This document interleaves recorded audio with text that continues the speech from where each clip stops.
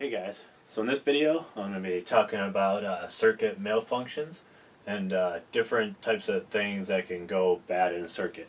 In my other previous video I showed how to use the voltmeter and how to measure the current voltage and resistance. And this one I'm going to go in a little more detail on what happens to them and how to find them. So one of the first things I'm going to talk about is opens in a circuit, and that's usually some of the most common things that you see in automotive car circuits. So basically, when you got an open, you can have it anywhere in the circuit. When you're using your voltmeter, you always want to line your voltmeter up in parallel to the circuit. You always want to have a known good ground. So this is my voltmeter right here. And we have a ground for the negative lead, which is here at the negative battery terminal. And this is your red for your positive terminal on your voltmeter. And basically when you're checking available voltage, you're always putting that at the spot you want to find voltage at. So if I have here a basic parallel circuit, once I close that switch, which I'll do now, I just kind of drew it there to show that it is a switch. We'll close it. And it's basically a closed switch right now. So this is a parallel circuit. Basically have a motor, a resistor, and a bulb. And so when this is all operating properly, voltage will come out, go through the fuse, the switch, and go down to each one of these three loads here, and it will drop across it and then go to ground. Once you have a voltage drop, you should always see 12 volts on the positive side and 0 volts on the negative side. In a proper operating circuit, you should have 12 or 0 volts. Now, if you get open somewhere in the circuit, basically you put the ground on the negative side and you put that at the spot that you want to measure voltage. So let's say I create an open. So let's say I have an open right here. So because this is a parallel circuit, this motor and this resistor, those circuits will operate properly, but this one will be inoperative, so this bulb will be out. And so you kind of begin your process of checking. So this circuit, because if you know that the motor is still working and this resistor circuit is working, you don't got to check the fuse and the switch, because if those were bad, then none of these will work. So in this case, you can basically start at this branch. But anyway, if I measure voltage here, here, here, here, or up here, I should see 12 volts. And I measure that by, again, having a good ground for my black terminal and putting the red one at the spot I want to measure voltage. So here I will see 12 volts, but everywhere down here I'll see 0 volts. Draw that. And again, that's because it's an open. Voltage goes to the spot of the open. And that's basically how you measure it, by putting it there. You can also do voltage drop, which a voltage drop is when you actually take now the black lead, you put one here and one there. So if I put the red lead here and I put the black lead there, I'll be basically measuring voltage drop, which is voltage difference between 2 points. And the only times you should see a voltage drop in an operative circuit is across the load, because you have 12 volts on that side and 0 volts on that side if the load is working properly. But if you measure a voltage drop anywhere else, that means the circuit is inoperative. So again, at this point I will be measuring a voltage drop and see that 12 volts. And that tells me there's some type of open between that point of the circuit. So let's say I kind of close that one again. And let's say there's now an open here. It's the same thing. You get a good ground and use your red lead to measure voltage at certain spots. But one difference in this now is voltage will go through the load to the spot of where the open is. So in a normal operating circuit, you'll see 12 volts here and 0 there. But because this circuit is inoperative now, the voltage will actually flow through the load and go to this point of the open. Which, again, like I said, that's not right. You shouldn't see voltage on the ground side of it, because it should be eaten up through the load when it's working properly. But because there's an open here, you will see 12 volts. So if you put the red lead here, you'll see 12 volts there. And if you put the red lead there, you'll see 0 volts there. And again, you can do the voltage drop by putting black there and red there, and you'll be seeing the difference between those two spots, and which you shouldn't see in a normal operating circuit. Basically, in most automotive circuits out there in the real world, the majority of times your opens are gonna most likely be the load itself. If you can have like a motor over there, usually the open will happen inside the motor and you replace it. Bulb, a majority of times it's just a bad bulb, you just replace the bulb. And pretty much any circuit. One of the next ones is usually a fuse or a switch. And if the fuse is bad, again, none of these will work, and none of because they each use the same voltage, so none of those circuits will work. And same with the switch. If you keep trying to close the switch and it still is all inoperative, that's a bad switch. It's kind of rare that you just get it open in the wire.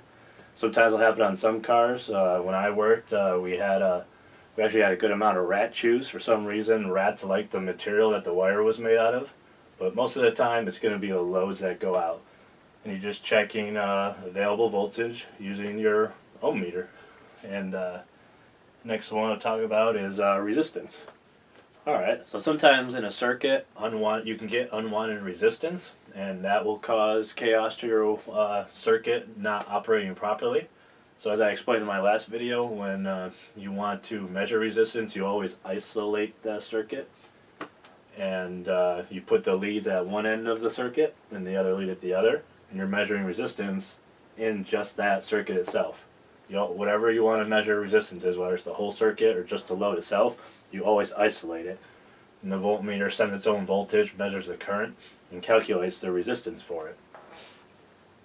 You can get resistance and stuff, so like I said, most common things are loads going bad, so like an open inside of this bulb. If there is an open inside of this bulb, and you measure resistance of it, you'll get, on most voltmeters, an OL, which is basically infinity resistance because it's open. And sometimes in a circuit you may get some unwanted resistance. So with this, let's say it goes back to being normal. Say I get some resistance right there. Now to check that, you can actually go back to measuring using voltage. So in this case, you can take away that. You want to now go back to measuring voltage, so now this will go back to the ground. In this case, I have some resistance there before the load. So if I want to see that, and I want to find that, I just start doing again, like I showed just previously, checking available voltage at different spots. So here, here, here, and here, everywhere I'll see 12 volts. I'll even see 12 volts here. But now when I check at the positive side of the bulb, I'll probably only see maybe, we'll say this right here takes up 3 volts, so I'll only have 9 left over. So at this spot, I'll see 9 volts. So that now tells me that the whole voltage didn't make it there. So somewhere back up here, I'll have unwanted resistance somewhere. And so if I was to check up here, again, I'll have 12. And if I check anywhere in between here, again, I'll have 9. So if I do the voltage drop, where I put the black lead there and the red lead there, I will see that difference between the two spots. And in this case, I'll see 3 volts. I'll see a 3 voltage drop. And across this, I'll just see 9 volt drop.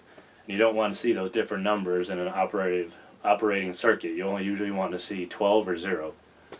And that's basically how you do it. It would be the same on the other side. If I had, instead of that unwanted resistance there, I had it there.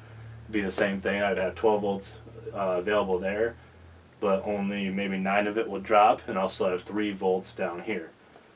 So you never want to, in most circuits you won't see resistance. You don't want unwanted resistance. It'll make your load in op.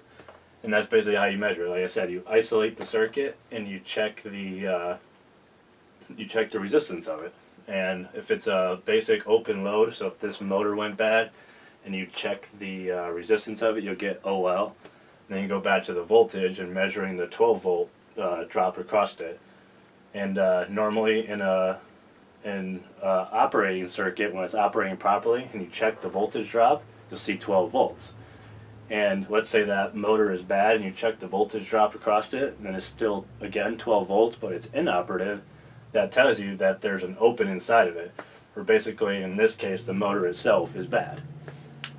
Next I'll go on explaining shorts.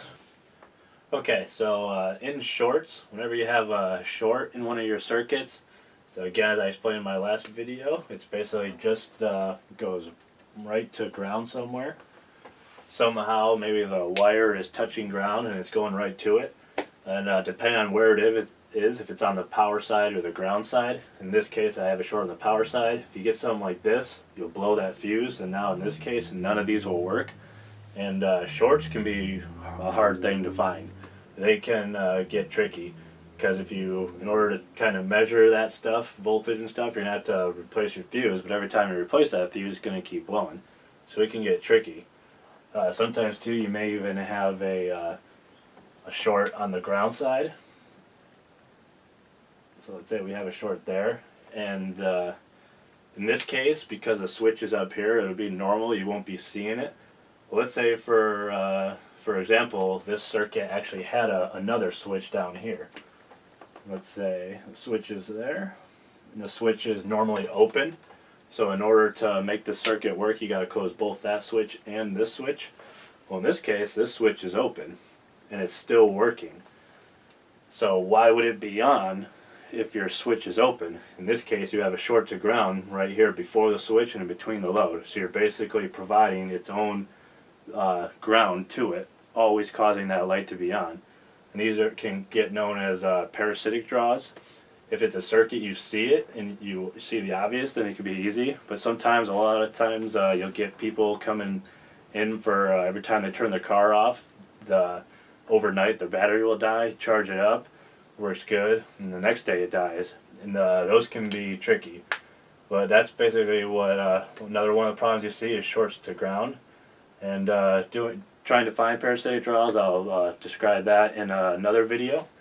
But that's basically it for this video. There's a lot of other problems you can have in electrical systems, but this is some of the basic generic ones to get you showing how these things act, where the voltage goes, how to measure them. And that's basically it for this video. Thanks for watching.